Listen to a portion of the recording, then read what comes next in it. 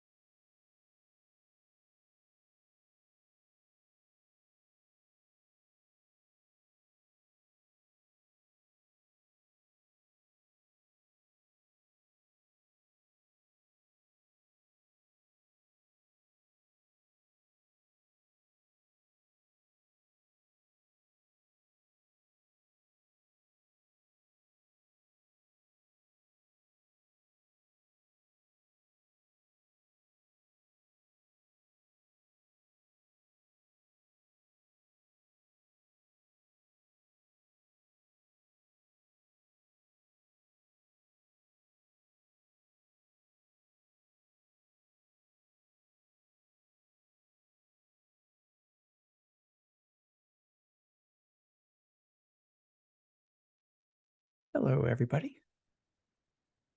Looks like we have a new face or two here. Welcome.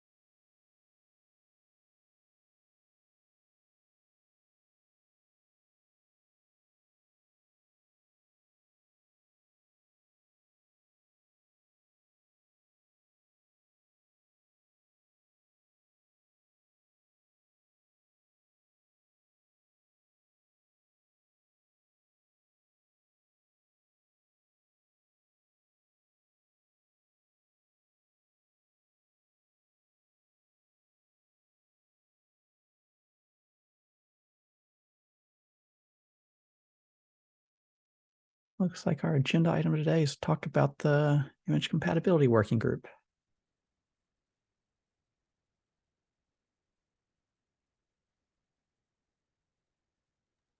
Yeah, looks so. Should we start or should we wait for more people to join? They kind of trickle in, and the later you start, the later they join next time. So I'm more than happy for you to kick it off if you're ready. Yeah, I think it's gonna be maybe short. I just wanted to report what's going on with the PR. So right now, we reach a few more companies that are potentially interested in this work. They are considering it, and maybe they will join the effort soon. I think it's about like 1 or 2 weeks. I just saw that there are new comments coming from SUSE folks. It's about the kernel versioning, so I think this is the discussion related to that what we had at the beginning when I was presenting this idea. And I also wanted to ask if anybody from the image spec would like to join the group, if there is any maintainer in this meeting. I'm part of the image spec, so I can join if it makes sense. I'm not as familiar with the stuff that you're trying to do, so it'll be I trying to be need careful that I don't. Yeah.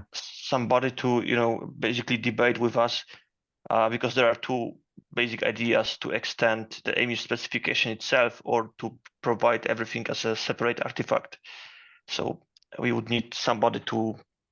You are welcome to join, and we can have this debate if that makes sense. I can certainly give you opinions on how it could be done with image specs. So if you're looking for that, then Yeah, I'm all for that. Definitely, we could talk about that. And I was wondering also about if we convert the PR from draft to something that is ready, what would be the next step? Should we report or show some, I don't know, presentation again to TOB, or we just call for voting? What's the process? I think we just opened up for a vote. I have to go look back at how we did it last time, and I'm on the TOB, so I should know these things, but I just go back and look at the previous one. But I believe as soon as you go ahead and open it up and say it's ready for a vote, then it's up to us as the TOB to tell you what any next steps might be on our side. Okay. And are there any specific criteria to approve this kind of working group? It's the goal of the working groups is kind of just get some of these complex discussions a place that they can go and organize and come up with a good answer that they think makes the most sense. So, from our perspective, I think we're trying to be as hands-off as possible and as relatively simple to get these things started as we need to. So, okay. My own opinion is I feel like you've done a lot of the due diligence and, getting people that want to contribute in the right place together. So I feel like you've done what you need to do there. Okay, sounds good. So I have nothing to talk more about unless, Joe, you have something to add.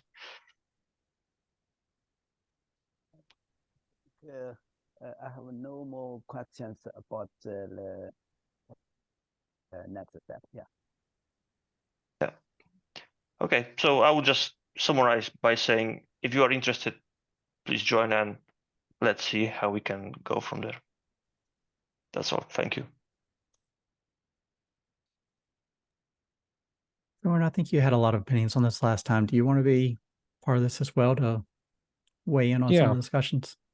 I mean, I can both share some opinions here as well as, I do plan on participating. I still need to write my thoughts on the pull request, but I mean, I guess the main thing, this is maybe a little cart ahead of horse, but, since we are talking about it now, my main thought is mostly that this should be external to any existing spec. I still have the opinion that this is a bit hit or miss, and trying to describe the whole world is going to be a bit fraught. But I mean, certainly, for things that people can generally agree around and determine a way to detect and code, I mean, there's definitely value. So my suggestion would be that this be something more like some form of schema, and whether that is an additional artifact that you attach, or whether that is something that you encode into the labels on an image. It would make more sense for it to exist as an add-on that you can optionally implement versus something that is the thing that I'm afraid of is that you start mandating like, oh, every runtime has to have a way to detect whether a certain version of a certain kernel module is present or similar, and that's how platform selection in the manifest list happens. And that gets really hairy really fast. If you can keep things lightweight and opt in for the people who want it, but not potentially impose a huge burden and potentially fragmented nightmare on everybody else, I think that's a win. My fear is that if you put it too close directly to the image spec or the runtime spec, people start thinking it's something it's not.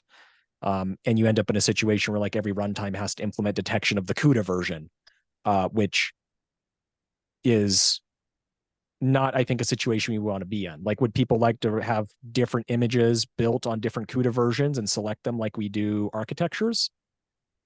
Maybe at some point, if that's something that's so widespread, like that's worth revisiting, but I wouldn't want to create a situation where that's what people jump to right away. I've tried to do things like that in Python packaging, and it can be a nightmare. And we're still trying to figure out how to reason about, for example, CUDA versions in Python land. And, that's my main thoughts and concern. But I think, kind of the way the discussion's gone anyway, that's people are trying to avoid that. Yeah. I mean, definitely on that side, that it shouldn't be a part of image spec or runtime spec. It should be a separate unit, and we should provide our set of tools that can validate nodes or whatever library, and people could consume this artifact. But yeah, I know it's not a trivial task and it can be messy, but today there is no way that containers that require specific kernel modules or kind of drivers, they don't have a way to describe that. And not only us as are affected at Huawei, but also guys from HPC, high performance computing, they are facing with the similar issues as well, kata containers. So there is definitely interest in the community to work on that. What will be the outcome? I don't know, but worth to discuss this. Yeah. Some text that we have put inside of the image spec that might help some of your concerns there, Bjorn. I hope I'm saying your name right too. Please correct me if I'm ever saying it wrong. We said inside of there that anytime you're parsing a list of manifest, that whenever you see the manifest, the first one that you see that matches whatever your criteria are, that you use it. So if there are multiple that look identical to you as a runtime, you just pick the first. And what that means is you could always extend platform with other fields that runtimes just don't recognize. And it'll just be completely ignored, and the runtime will just pick the first one out of the list. Yeah, I mean, I just don't know. Like, there's already sort of like how Just hold the there's a phone for a situation. second. Oh, you got Derek, you got a hot mic Derek? there. Yeah. So there's already kind of like the situation with CRI where CRI has no ability to pass platform, right? So like what in a Kubernetes environment, like what manifest is picked from a manifest list is defined by the behavior of the underlying CRI implementation. And there's the unstructured annotations field for a container image spec that you can pass during a pull request to, theoretically like runtime specific hint as to which image you should prefer. Today that's platform, tomorrow that could be what Marcin and apologies if I'm getting that wrong, or Joe are doing. But like in practice, nobody does that. It's not implemented by Containerd. It's not implemented by Cryo. There's not really any guidance on how actually to implement from a CRI standpoint. So my fear is kind of also just creating that situation a little bit, like with the in the OCI spec itself, where nominally you could have lots of different implementations having different opinions on those fields, and they all interoperate because they have this fallback behavior. But in practicality, like there's one set of behaviors, or it's just not used at all. But I mean, like I said, the way things are going, I don't think that's a super real concern. Like I think we veered away from trying to couple things tightly to the image spec and defining, the one canonical way or the one canonical set of values anyway. I think we were looking at adding that text into there. We looked at Containerd and some others and saw that was how they were implementing it. Is that they didn't recognize any of the other things as being different from what they were looking at. And so they just picked the first one. So we said, well, that gives us a good way to extend this if we ever needed to in the future. Yeah. Sorry, Jesse, go ahead. No, it's fine. I mean, we probably don't want to keep talking too much about this, like in the context of this meeting, but I do think that Phil Estes and I discussed this like a couple weeks ago. And we sort of both were like, wasn't that what OS features was for? And it kind of had to jog my memory a little bit and went back, and surely there is an optional OS features element for a manifest that, and I guess, Marcin, just in response to, there is no way to do this. And I'm not, it's not a concern or a worry, but what I'm thinking is that, like so many other things in this container ecosystem, is that there is in the specification room for this sort of instrumentation, and whether or not runtimes, for example, CRI, take advantage of it is the question. So you brought up kata containers. I had worked earlier than that on clear containers, right? And we had some prototype code that actually did use that, because of course, yeah, you have kernel features or elements of the file system. We even had some things for different file system types, using ButterFS versus Plan 9 versus. So I think that there is some room there. And I wonder with this conversation if we should be thinking about elements of other communities, other elements of other projects being part of this working group, or even if the working group is better housed somewhere outside of the image spec. Well, certainly, it looks like a lot of work has gone into this proposal so far. So I mean, maybe it is the right place for it. It's for perfect. It's one of the central things, right? Everybody's using the image spec. So even cry is not a universal thing. So I think maybe it is a great place for it. But I wonder if that shouldn't be one of the initial thrusts to say, what are the stakeholder projects? What are the other communities that we should be engaging here? Because when it comes down to implementation, we're kind of putting them on the hook for it, right? That's my thoughts. Well, and that's kind of exactly like, I think you're maybe better articulating kind of my thoughts on the scope and the separation, Jesse. Like, Yeah. And my fear of the not like the mandating, better, and but you know, yes, how I agree runtimes with you. have. I guess like my personal thought or goal for this would be more or less a way for people to serve as something of a canonical registry for what certain tokens signify, and trying to have a rough technical, like cultural and technical agreement on what they mean. I still think that there's really lots of nasty edge cases you run into, because like, how do you describe like, oh, I need a GR security kernel, or you know, this out of tree kernel patch set, or stuff like that. Like there's just lots of things which can be kind of fuzzy and trying to pin them down in terms of identity. Like you have things that are really concrete, like must have this kernel module, must have this kernel from Linus's tree. And then things that are a little more fuzzy, like this Red Hat kernel, for example, which is some, you know, and that's before you even try to get into like runtime feature detection of like, oh, say that I need a certain flag on this to be available on this system call. I mean, you can't do kernel version because Red Hat frankenkernels exist, and often with the Red Hat kernels, I mean, it's a crapshoot to even figure out what's in them until you try it anyway. Like the only sane thing is to do feature detection, try it and see if it works or not. So on some of those things, it gets really fuzzy, but there are other things that are relatively well defined, even if they're a pain, like CUDA version. There's not really a great standard way to detect CUDA version that works everywhere, but you can approximate it 95% of the time in my experience. So maybe that is something that you can pin down and have, you know, this is how we describe CUDA versions, and this is the canonical or suggested way to detect them, or here's a reference implementation to use to make that decision.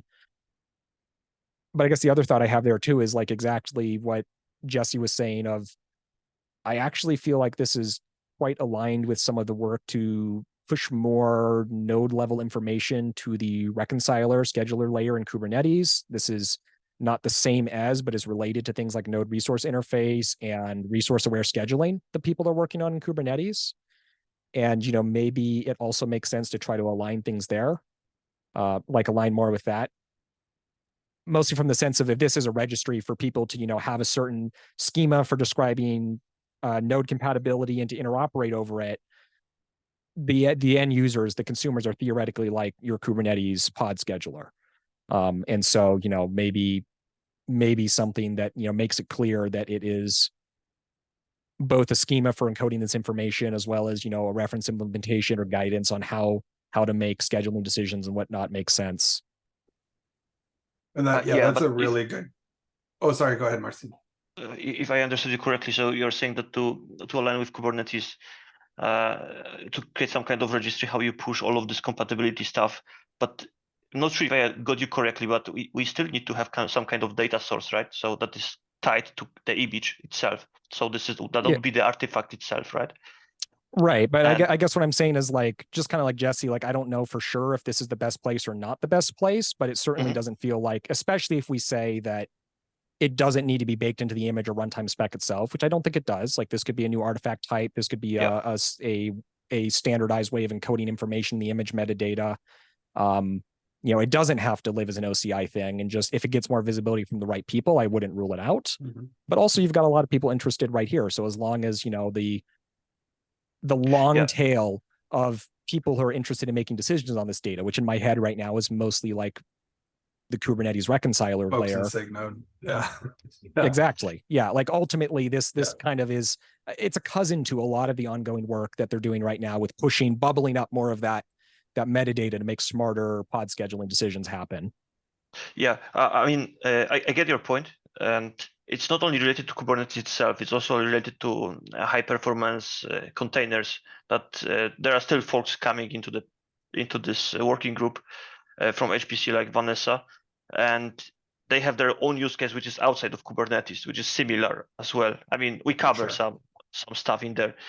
And yeah, one more comment about this artifact, because OCI felt a good place for us to do this in here because it's kind of standard, right, for all containers. And whatever is like, if you create some kind of standard that people can follow in one place by different use cases and different software, then that's cool, right? So that's why we thought it should be a part of OCI, since you define image spec runtime. Why not compatibility as well in here?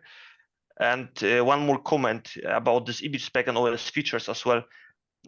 When we studied use cases with Joe, we discovered that compatibility spec kind of might be a little bit more complex.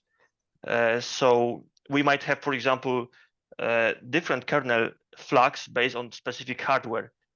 So for example, if you like to enable GPU pass-through for container, you have different options for NVIDIA, AMD, and Intel. And container might not need to require a specific vendor like NVIDIA, but still needs some GPU to be available in the container, right? So what we are you talking about like device aware scheduling there? Like, are you talking about not like the ABI? So not, for example, like I compiled PyTorch against a certain GPU ABI, but instead you're describing like making decisions on how to schedule based on what hardware is available?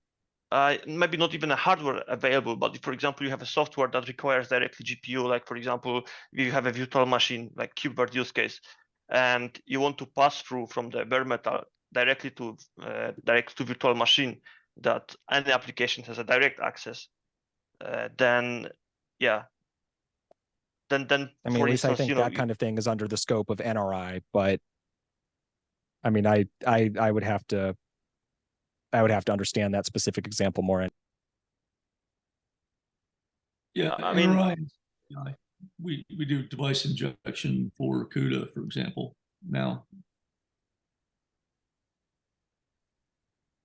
Yeah, but NRI is on different place. So when NRI is invoked, the image is already pulled, image is already selected.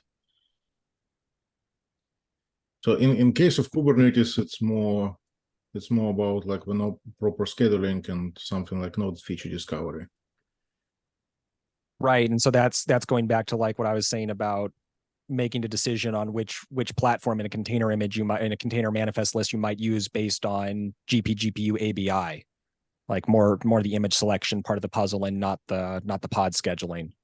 But I wonder about use cases like that. For example, you have a cluster of different nodes with AMD CPUs and Intel CPUs, and you want to enable IOMMU, right? And you don't want to have this kind of scheduling decisions to run, I don't know, on nodes with AMD or Intel, because for instance, you can enable IOMMU for AMD. You have the same feature for different CPUs, but you enable them in a bit different way. So I think for the container point of view, it doesn't matter, right? But from the configuration point of view, it matters, because for Intel, you have this option, Intel IOMMU on, and for AMD, I think it's something similar as well. AMD IOMMU on as well with boot arcs. AMD, so, yeah. so the point is, like, sometimes container might require some features from the same features from different vendors, but they are enabled a little bit in a different way because of the way how those vendors provided the features in the kernel itself. And containers doesn't want to be so specific about vendor itself. That's my point. Maybe the GPU example wasn't the best, but the CPU clarifies that maybe a little bit. I guess like the ambiguity for me is this about image selection or is this about scheduling? I guess is what I'm curious about, because if you say it's about image selection, so that might be like I have a version of the image in a manifest list which assumes that an AMD IOMMU is available, or it works generic, and then I have another container image for the fallback case. But if you're talking about scheduling, I mean, that's where it gets a little ambiguous with me, like how this should interoperate with or relate to NRI. Because if you're saying like, I only want to schedule this container image on a node which has this kernel option set or this family of kernel command line options set, I do think it gets a little messier. Like it's I think it's mostly about the image. Like for instance, you just check if the image provided by customer that requires IOMMU can run on this cluster. So you, for example, have some tools that validates the nodes, and based on that, you run the container with this image or not. So it's like right. So I guess this is maybe like an ISV thing, like because nominally the way Kubernetes is going is that if I want to make these decisions about like say today I want to say that I only want to schedule this on nodes where I have a certain kernel command line. If I expose that through NRI, that's a decision that I would make at the pod spec level. But in this world, it's not only the pod spec that defines how my containers get scheduled, but it's also the container image. And it feels kind of weird to me to overload the container image with that, unless the use case is that, like, as an ISV, I want to have opinions on how you schedule this on your Kubernetes cluster. And I want to make that decision as the image builder. I don't want you to make that decision as the end user defining the Kubernetes resource that's going to schedule the workload. That's a kind of way, yeah. That, for example, container image will describe kind of requirements about the scheduling, that it's not totally 100% up to the Kubernetes operator where this image should run, right? We've never done that in the past, I don't think. To throw out an example, if someone says, I want to schedule this workload on one of the ARM cores in the cluster a day, the image doesn't have say on that. The image just says, I either support that platform or I don't. And so it's, from the scheduling standpoint, I definitely hear where Bjorn's coming from, saying that we're getting a little bit out of where we've traditionally been. It is where just it feels a little bit like a leaky abstraction to me across those otherwise, that separation of concerns that otherwise exists. Like, I think what was talked about in the past was to do like a validation, so you can make it clear, like, oh, hey, like you're trying to schedule something that's probably not going to work, and that's one of those things which to me seems like, okay, yeah, there could be some value there, but it does get a little confusing to me if it's more than validation, it's more than platform selection. I mean, if this is just like a way to determine like, is an image compatible, yes or no, and what you actually do with that information is completely orthogonal to the spec. So, Kubernetes might do or not do with it as it wishes. I don't know, whatever you're scheduling your Singularity containers with might do or not do, what it decides it, like, that still can make sense to me, where just the thing that strikes me as confusing is if not only what these features are, how to detect them, what they conceptually are is defined, but also what you're supposed to do with that, like schedule or don't schedule this. That's where it breaks down for. So the idea is we don't want to force that. We just want to provide some data source for that image, and whatever you do with that, it's totally up to you. If they want to change Kubernetes scheduler that relies only on that, fine by me. But we are not going to push for that. The goal is to define the standard, provide the tools, and basically whatever you do with that is your business. That would be the case. I mean, we gathered already a few different use cases from, as I said already, HPC Kata containers, or in Huawei Cloud for migration purposes if you have multiple clouds running. So that's the use case. I mean, it's not all about scheduling. Yeah, the compatibility description could be used for validation before a new operating system introduced to the production system. For example, in the production, you want to upgrade the host operating system. You have to verify that all the application running in the production system can run on the new operating system. If we have an image compatibility description, then we can track the image can be compatible with the new operating system or not. It's not about scheduling. It could be used in many scenarios. Yeah, scheduling was just one potential use case, but we are not saying here that it's gonna be for scheduling in Kubernetes or so. There are many different use cases that we try to cover. That's why we can try to come up with some kind of standard. So it does sound like, I mean, that was kind of what I figured where things had turned earlier, is that what we are talking about is more creating a generic registry. What are these well-known values? What do they mean? How do I detect them or reason about what I have or don't have? And that could be everything from exposing like etc OS release to kernel command line to glibc version. I don't know. You decide all these things are useful and you want to have a way to reason about them. And then what you do with that is, somewhat orthogonal. Like pick on Kubernetes, maybe Kubernetes exposes these through NRI. And then there's a way even to say, like, take the information from the image, expose that to NRI in your pod definition. And then you can, at that point, just, tell Kubernetes, oh, surface this information from the node, surface this information from the image, and then schedule based on it, or you cannot. It's more of just like a generic registry and in a schema for encoding that information with an image.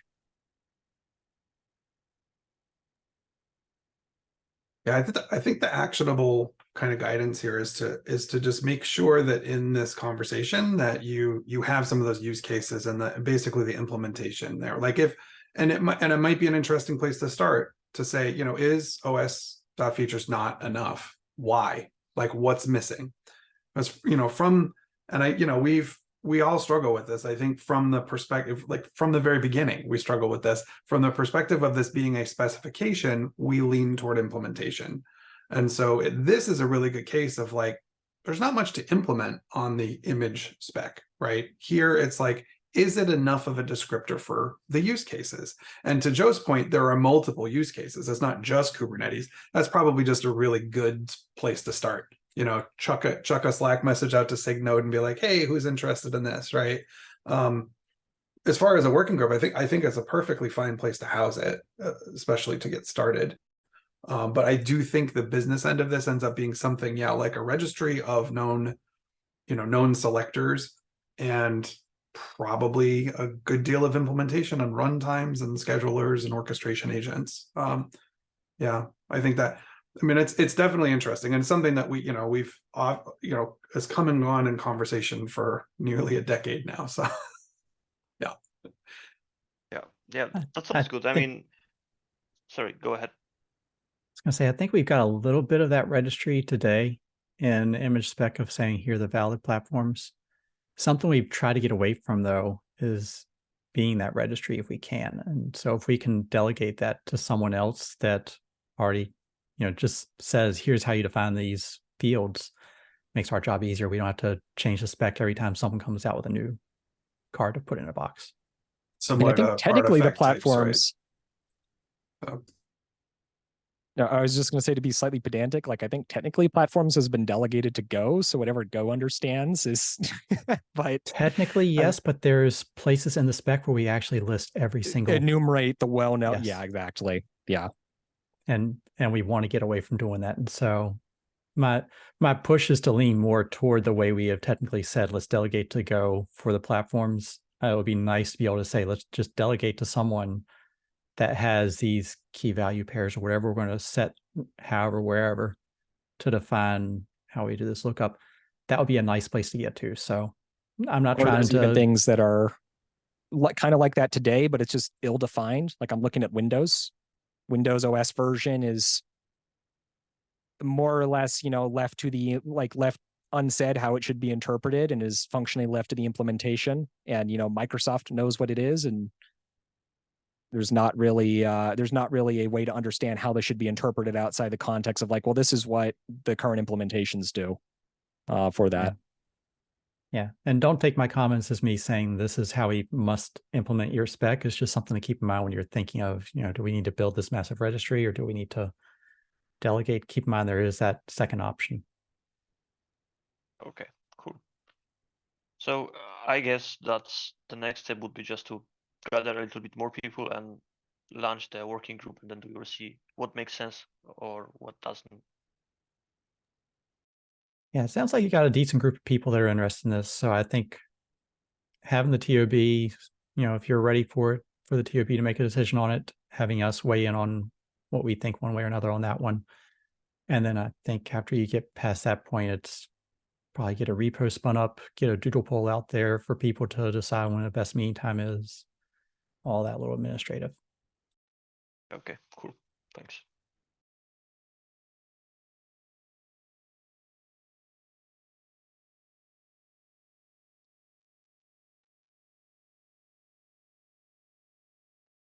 that it? We got like 25 more minutes. We can always talk more. We From can, my side, if we that's want to, all. there's always the non-present subjects if you want to keep talking about that. Got a few of them. I know last time we left the non-existent subjects, rejecting non-existent subjects, we decided we wanted to push that one off to a vote. And so I won't bring that one up today. I think we just need to actually open a vote up for that one on the GitHub issue and get people to weigh in there. We did have 3 others that I included from before. So I see someone highlighting that to pull those up. That's awesome. Do we want to talk about some of the like tag list pagination? Say that word right. How we want to solve that one.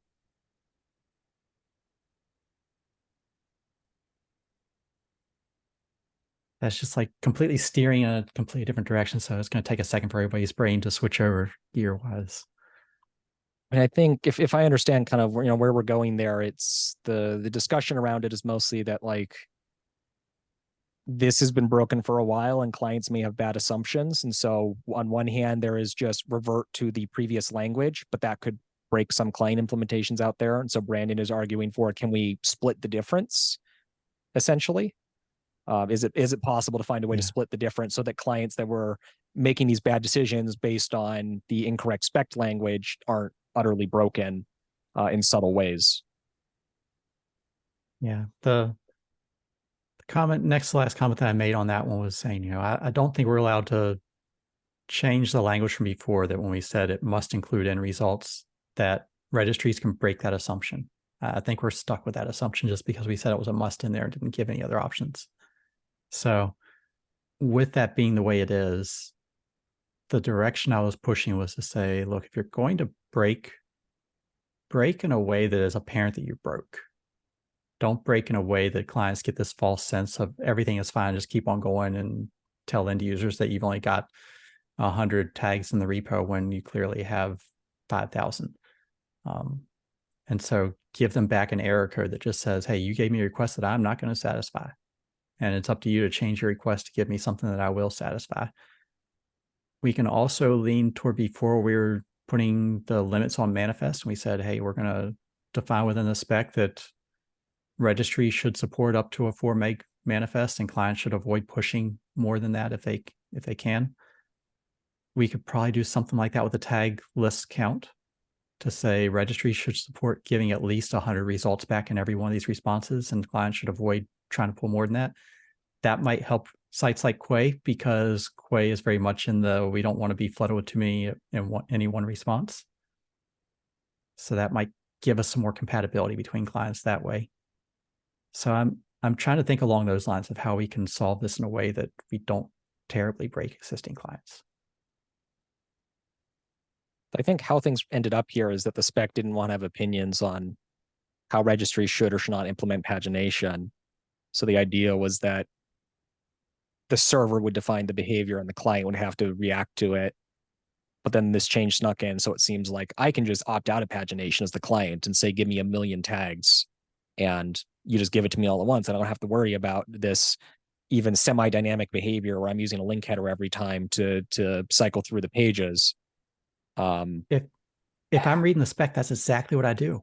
And that's why Quay is upset. And I feel like the existential question is, we made a bad breaking change in the spec that was unintended. Now, can we break it back because we never intended to make that change? So can we just revert? And that is technically breaking, but this was an error. Or do you have to try to fail forward? Then you end up with these lots of really awkward kind of workarounds that you're describing. And, maybe some of them that are even, things change over time, but I think, the idea was not to include too much specification for what registries and clients should do.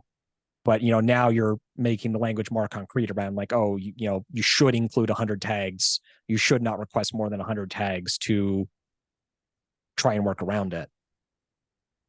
Like with that example. Yeah. We added that in the past with manifest, knowing that, hey, people have started to implement this. We never defined it before, but let's go ahead and put it in the spec. That way people can try to be a little more compatible as we're putting more and more in the manifest. I think the data field really broke that one. But adding some of this into the tag listing, I feel like that gives us a little bit more of a nuanced middle ground there with clients that have implemented this, trying to follow the spec in the past, where if it was a well-behaved, well-intentioned client, they should be okay. If they were just trying to use the spec to get this all in one request, then let's give registries an opt-out in a way that clients don't go away thinking they got all the tags.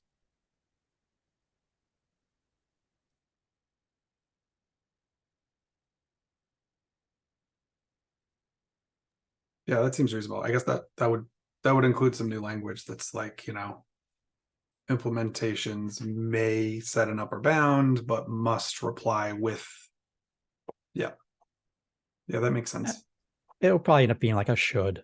Registries Mhm. should support at least 100 tags. Clients should avoid pulling Yeah. more than 100 tags.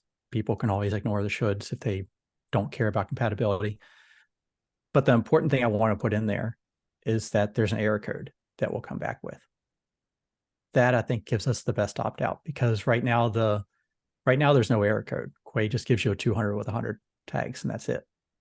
If they come back and say, look, you requested 500, I'm going to give you 100 back. No, don't do that. Give them an error code that says your request was bad. Fix your client. And I think Like just essentially return an E2 big, and precisely. at least so the idea being that you would break clients which have previously been abusing this, but at least in a way that's visible and not in a way that's subtle. Yeah, because right now clients don't know they're broken. And that's why Quay keeps getting these issues after a while. I mean, it took me a while to realize what was happening when it first happened to me as well. So pushing us back on a client that says, hey, bad request, here's your error, that gives us something there. I think you also have to give them that error anytime you hit a repo with more tags than you're going to support if they didn't request pagination. So if a client just said, give me the tags in this repo, didn't put an upper bound there at all, the spec right now says you're supposed to return everything. And so I think it just needs to come back with a 400 right then. It says, hey, you need to put the pagination query on your request if you're going to do this. And then the previous language, instead of saying return everything, the previous language was more the flavor of, if you don't specify explicit pagination, then the server will just pick its default values, and then you'd cycle through the link headers. But in a version that never made it into our 1.0 spec. Yeah, that's been gone for a while. Yeah.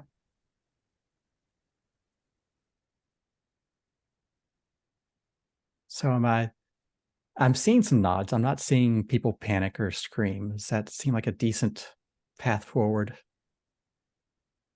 I think so. I can try to throw that into a PR. I don't know if we'll get that approved before we want to do too much else with the 1.1, but this might be painless enough that folks decide to go ahead and include it now rather than later. I think what's interesting there is also that, I mean, we're picking on Quay, but as best I can tell, I mean, this has been subtly broken for a long time. Like I'd have to go dig them up again. But when we were talking about this last week, I came across multiple examples of pretty well used registry API clients that have never supported this and are even broken against Hub. Hub just returns more tags. Just Quay has lower defaults, and that's why people run into this more with Quay. But like Hub has some opinions about it too, like 1,000 or something. So there's plenty of non-pagination aware clients out there which don't find all the tags on Hub and GitHub issues from 6 years ago, complaining about it, never to be resolved. That's why I never found on Hub. I never had 1,000 tags. I do believe that the PHP image on Hub is broken 80,000 tags. Returning all of those would be a little absurd. Now I know what to look for.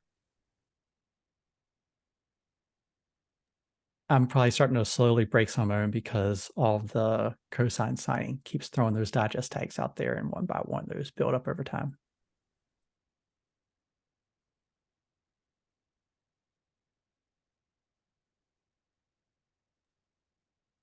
Okay, I'm adding that to my action item list. I've got too many already, but I'll add that in there as well.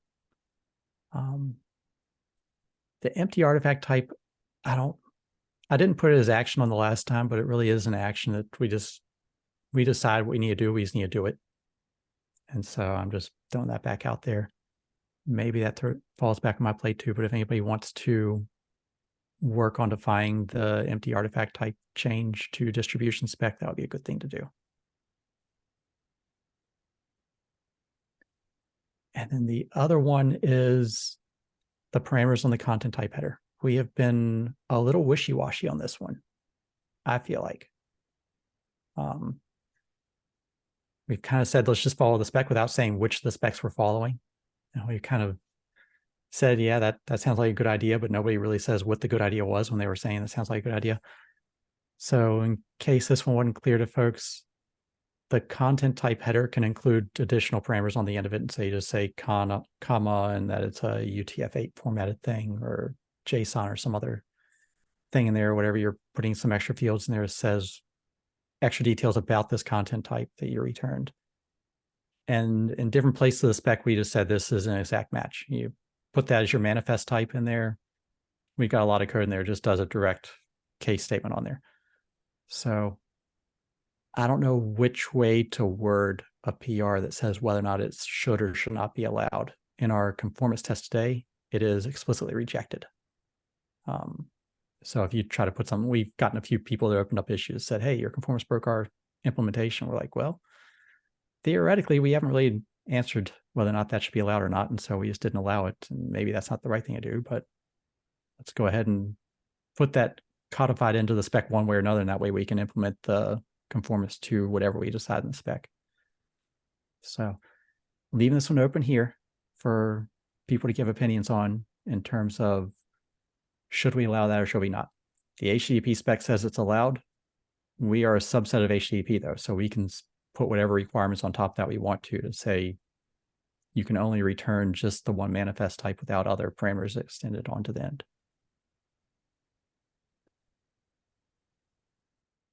Did I yap long enough to put everybody to sleep? I think this is one of those awkward cases where like nominally you have all this flexibility, but in practice you really don't need it.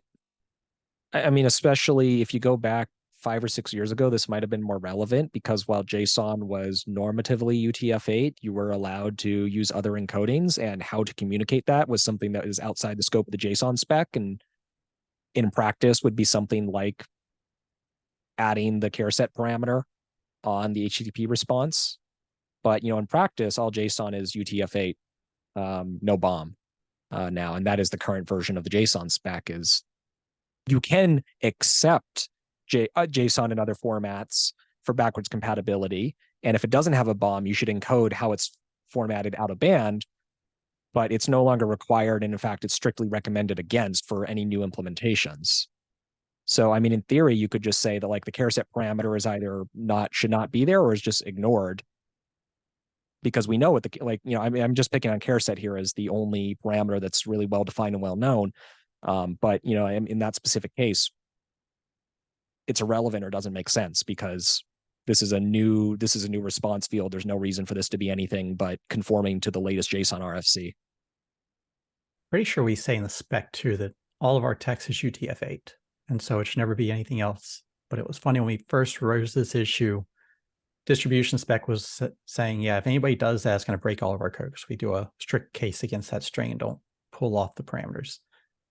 And then they said, oh, wait, we actually include a parameter in our, it was probably the tag listing response where they're like application JSON, comma, UTF-8. So it was funny to see them saying, yeah, don't ever do that. And then, oh, by the way, we do that. I'm reminded of the adventures I've had recently with handling UTF-8 with bomb in different places where people put it even though nominally they're not supposed to, and then get upset when it doesn't work. And, you know, it's somewhat subtle. Like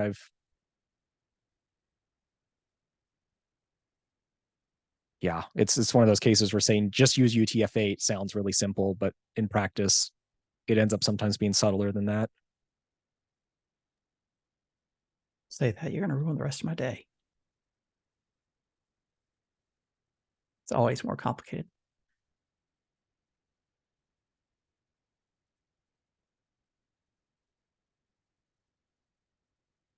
So was there an answer there? I'm not sure if we came to an answer. My suggestion for the easy way out would be say that if you include char set, it has to be UTF-8 and it's optional and you don't do anything with it. It could be included, it could not be included. If char set's included, it has to be UTF-8. All other parameters are ignored. There's no well-known ones that would apply to us here. Like So- the easy way out would basically just say that it's a no op. And if you do include it, it must be UTF-8 because that's what the response is. But ultimately, the client's not really expected to do anything with that. Problem is, so many clients, they do something with that, and it's not a good thing. Because what they're doing is they're just taking the whole content type header as a string without any parsing that string and just doing a strict select statement against that for each of the media types for manifest. And if they see their manifest, they accept it. If they don't see any manifest they recognize in there because the string doesn't match exactly, they fail. Right. So I guess my thought is that you just say ignore it, strip it out, but maybe in practice, pragmatism says that you shouldn't put that in the spec because even people may not read that language and they're, instead of doing a prefix comparison, they're doing a literal comparison and they'll be subtly broken and it'll be hard for the end user to understand why. I think we have a lot of implementations out there today that would be broken by this if they add a parameter in there.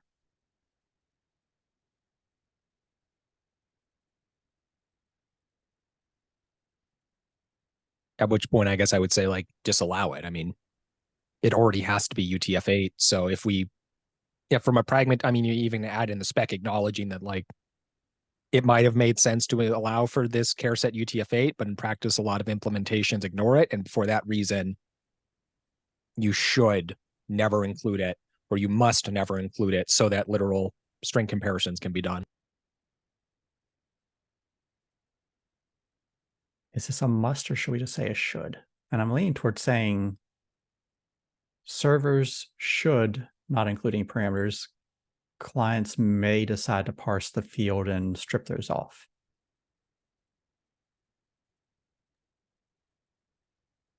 I mean, my thought would be servers should not include it. Clients should strip it if they get it, and they should strip it and do a smarter comparison than a literal. But we have this, both sides should ignore it to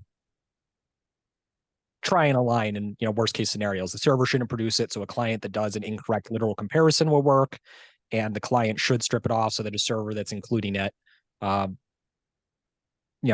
it doesn't break things because I'm not doing a literal comparison. So in practice, at least then you have more green squares on your matrix of possible situations there. And then in practice, whenever someone doesn't do it and something breaks in there, the client said, you shouldn't have done that. And the server says, well, you shouldn't have done that. And then they just point fingers at each other.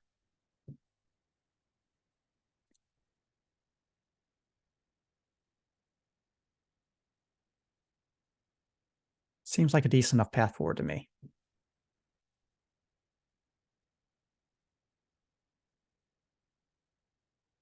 All right. I feel like we got rid of all the hard issues by saying, let's vote on it. And all the easy issues, we can make some PRs on these things.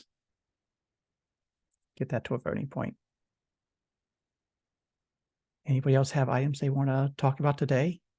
Or would you like 5 minutes back before your next meeting?